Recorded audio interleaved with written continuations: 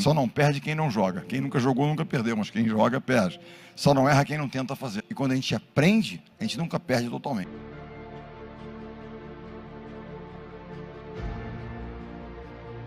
Como é que eu mantenho a minha equipe motivada? Como é que eu me motivo? Eu costumo dizer primeiro que a motivação é algo que vem daqui. Eu posso ser um oxigênio para a sua chama, mas a chama eu não vou acender. E hoje há várias teorias modernas de motivação, mas há dois pilares que são as raízes fundamentais da motivação. O primeiro pilar de motivação é a paixão. A paixão que nos torna mais perseverantes, que gera consistência, porque não é simplesmente ir lá, atuar e fazer, é um processo. E naquele dia que você está, você não tem paixão pelo que você faz, não é um propósito forte que te apaixone, você não vai. Ah, Bernardinho já ganhou tanta coisa, então para que continuar? Porque eu amo o processo. A cada dia eu levanto para treinar e tentar dar um treino melhor. A cada dia eu levanto para fazer algo para que impacte as pessoas. O segundo pilar de motivação, as pessoas fazem o que fazem porque são apaixonadas ou porque precisam muito. A necessidade move a ação. As pessoas fazem o que fazem por necessidade ou paixão, ou um misto das duas coisas.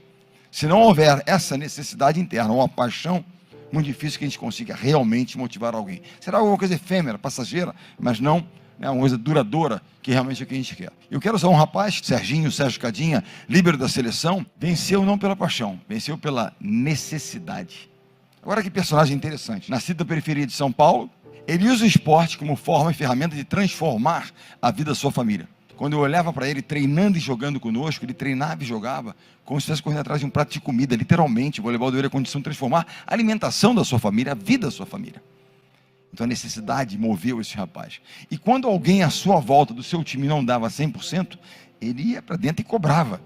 Movido pela necessidade, 100%. Não aceitava que ninguém ao seu lado não desse o seu máximo. Segunda questão, segundo ponto. Esse rapaz se transformou num líder. Olha, lembra quem podia assistir em campo? Ele era um líder do time. E um dia me perguntaram, mas Bernardo, como é que um rapaz sem nenhuma formação acadêmica se torna um líder? A única liderança que sustenta pelo tempo é a liderança pelo exemplo. O que ele fazia no dia a dia era dar o exemplo com as suas ações, e não com teorias de liderança. Era ação diária de dar 100%. Quando um jovem chegava e via como um campeão, como ele dava 100%, como é que não daria 100%? O líder pelo exemplo. Lembrem-se sempre, as pessoas vão ouvir muito mais aquilo que a gente faz do que aquilo que a gente diz. Não adianta dizer algo e não fazer aquilo que eu prego permanentemente. Caminhem segundo aquilo que vocês pregam, que vocês dizem que vão fazer. E esse era um exemplo de líder. Outra questão interessante que a gente para e olha para ele. Quem acompanha voleibol, qual é a função do Serginho? Ele é um líbero. O líbero não faz ponto. Ele foi eleito o melhor jogador, não o melhor líbero, o melhor jogador do mundo, 2009 e 2016. O que significa isso? A valorização de todas as funções. Não é só quem conclui o ponto, eventualmente quem está na frente das câmeras, e quem está atrás das câmeras propiciando para que isso aconteça. Ou seja, o conceito de time, e ele representa a força do time. Quando eu penso nele, a final olímpica contra a Itália no Maracanãzinho, terminada a partida, aquela comemoração, eles vão para o vestiário, trocar de uniforme para botar um agasalho bonito para o pódio receber a medalha. Ele tira a camisa que estava usando no vestiário e fala, patrão, presente para você. Depois de tantos anos, ele se aposentava naquele momento e concluía a sua missão. Ele, sem conhecer a história daqueles rapazes de preto chamado All Blacks, é o time de rugby da Nova Zelândia.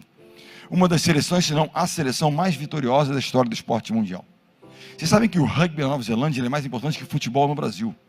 E qual é a missão de um All Black? Quando o rapaz recebe na Nova Zelândia aquela camisa preta, é como vestir a nossa amarelinha, digamos assim. É a maior honra que um jovem neozelandês pode conquistar, vestir a camisa e ser um All Black. Qual é a missão do All Black? Quando ele deixa aquela camisa a cada temporada, no final da sua carreira, ele tem que deixar aquela camisa num ponto superior ao que ele encontrou. Qual é a nossa missão? Agregar valor, somar, contribuir. Ele, sem saber da história dos All Blacks, ele concluía a sua missão e deixava aquela camisa azul de líbero num patamar muito superior ao que ele havia encontrado. Quando ele chega conosco em 2001, chegamos juntos à seleção, a nossa empresa era a 6ª colocada no mercado mundial de voleibol masculino. No ranking mundial, nós somos 6º colocados. E nós chegamos em 2001 e começamos a trabalhar. Ele entrega aquela camisa de 2016 com a seleção há 13 anos no topo do ranking mundial, consistentemente, sem sair uma semana. Ele havia cumprido a sua missão, contribuído, agregado valor, somado. E o que é mais importante na condição, ele teve a real noção do que é ser um time. Um time valoriza o nome que está na frente. No nosso caso era Brasil. Não o nome que está atrás, Bernardinho, Serginho, o que é que seja. É o nosso propósito. é o nosso time. E ele foi um cara que valorizou demais isso e que cumpriu a sua missão. Eu acho que há sempre líderes, onde é que seja, e das formas mais diferentes. Mas a essência do líder, o líder é o guardião dos valores. Quais são os valores da nossa instituição? O que nós acreditamos? O que nos une? O que faz de nós sermos... Em que nós acreditamos? E como é que nós agimos? Quais são os valores? Qual é a cultura que nós vamos estabelecer aqui? Quero falar um pouquinho da minha para que vocês pensem na cultura do ambiente que vocês estão inseridos. O primeiro valor da nossa cultura chama-se integridade. Aqui ninguém vai enganar ninguém. Ah, não, é duro, mas é justo. Ah, tá, ou seja, para que eu possa criar um ambiente de confiança, eu tenho que acreditar no comportamento da pessoa, comportamento ético, correto, moral. Se eu não acreditar naquilo, não há confiança. E a confiança é a base da relação. Eu vou citar um exemplo para vocês. Lá atrás, num certo momento da trajetória, eu tive que, enfim, tirar momentaneamente um grande atleta. Qual era a minha preocupação? Se aquela medida que publicamente foi tida como algo autoritário, nepotismo, o que é que seja, como é que o meu time recebia aquilo? Se eles duvidassem da minha intenção, eu não seria mais um líder. E se eles não duvidaram e permaneceram comigo, porque eles acreditaram que era necessário ser feito, porque estava havendo naquele momento transgressão de valores. Eu posso negociar uma remuneração, eu posso negociar o horário do treinamento, a cor da camisa, mas valores e princípios não negociamos. Ou seja, integridade não é negociável, não era o caso. Porque o segundo valor da nossa cultura é time por primeiro. O nome mais importante é esse e não esse. Ah, não, mas eu sou um solista, não tem problema nenhum. Não é um julgamento de caráter, é um desalinhamento de valores. Você é um solista, você vai tocar sozinho, porque nós temos uma orquestra. Aqui é a complementaridade dos talentos que gera um grande resultado. Porque o resultado final, em qualquer área, é o resultado de um esforço coletivo. Do time como um time gera uma força que só realmente a questão da complementaridade, dessa sinergia gera. Time. Quando eu cheguei à seleção brasileira, eu não ganhei um crachá de líder, eu ganhei um crachá de treinador. A liderança é um processo, é algo que você conquista quando as pessoas passam a acreditar em você, querer estar com você, te seguir, você inspira, você cobra, mas você cuida, então você se torna um líder.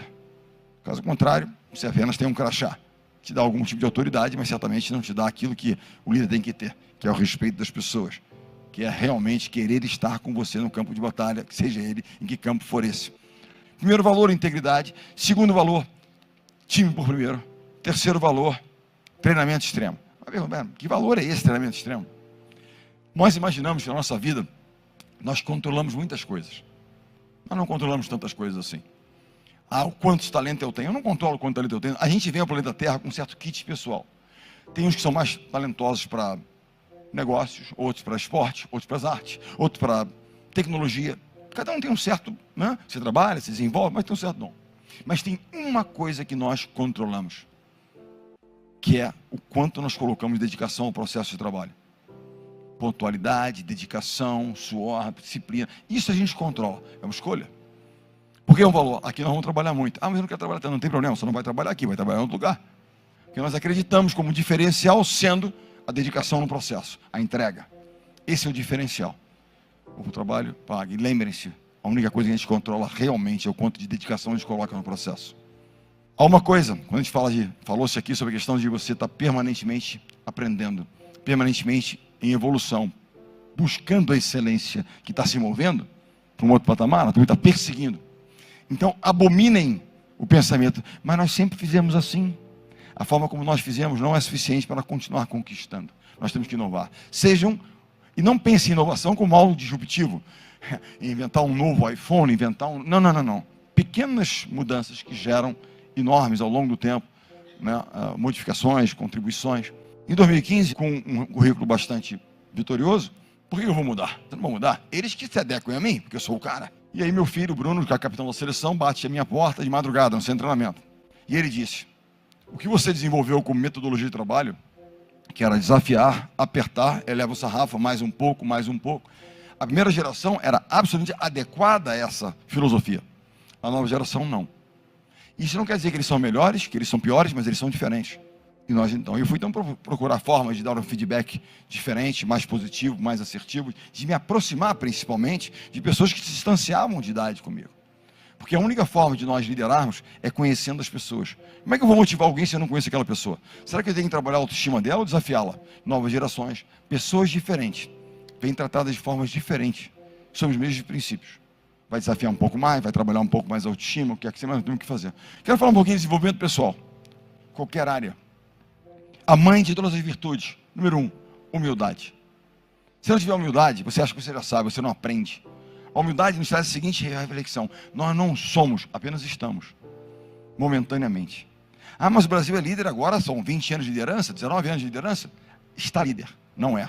Por mais que seja o tempo, se você parar de crescer, parar de trabalhar, parar de fazer o que tem que ser feito, você não estará mais líder. Ninguém é, apenas está. E a humildade faz ouvir as pessoas. E muitas vezes ouvir aquilo que não é dito. Você tem que estar se conectando permanentemente. A humildade nos faz aprender de verdade. Criar hábitos. Porque o hábito que não é muito positivo, digamos que eu, por exemplo, vou fazer uma dieta. Muitas vezes a gente não consegue vencer um prato de batata frita, porque é difícil às vezes, vencer um prato de batata frita. Você perde para a batata frita, você perde para o despertador. Mas você cria o hábito. O hábito é feito por pequenas vitórias, micro hábitos, e você vai e repete. Hoje à noite, vou fazer o meu a fazer de amanhã. Minha lista de amanhã, o que eu vou fazer amanhã. Eu quero que seja uma meta factível, que não gere frustração por você não conseguir, porque essa é possível. Eu quero emagrecer, eu vou perder 10 quilos no mês. Esquece, porque isso não é sustentável. Eu quero treinar, vou começar amanhã correndo 20 km. Esquece, não vai dar certo. Vai ficar tão dolorido no dia seguinte, não vai conseguir fazer nada. Então não é isso. Façam isso com consistência e desenvolvam um hábito. Porque o hábito ruim dá o prazer momentâneo. Vou sentar lá e vou ver uma outra coisa que não tem nenhuma... Eu vou comer uma porcaria qualquer que dá aquele prazer momentâneo, mas te afasta do teu objetivo. A disciplina é a ponte que liga o seu sonho, a sua meta que está com você aqui, a sua realização efetiva.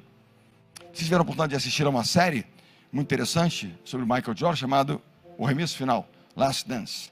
Fala sobre Michael Jordan, sobre o time do Chicago Bulls. É o melhor insight, dos melhores insights ali, dito pelo Michael Jordan, que é um dos maiores esportistas da história do esporte mundial, é o seguinte: ele foi muito duro com seus companheiros, um líder, às vezes, muito duro. Chegava ao limiar de transpor um pouco certas linhas. Mas ele dizia o seguinte: eu nunca cobrei de alguém, ou exigi de alguém algo que eu mesmo não estivesse disposto a fazer. Porque vencer, ter sucesso, cobra um preço. Liderar também tem um ônus, porque a responsabilidade, em última instância, é nossa.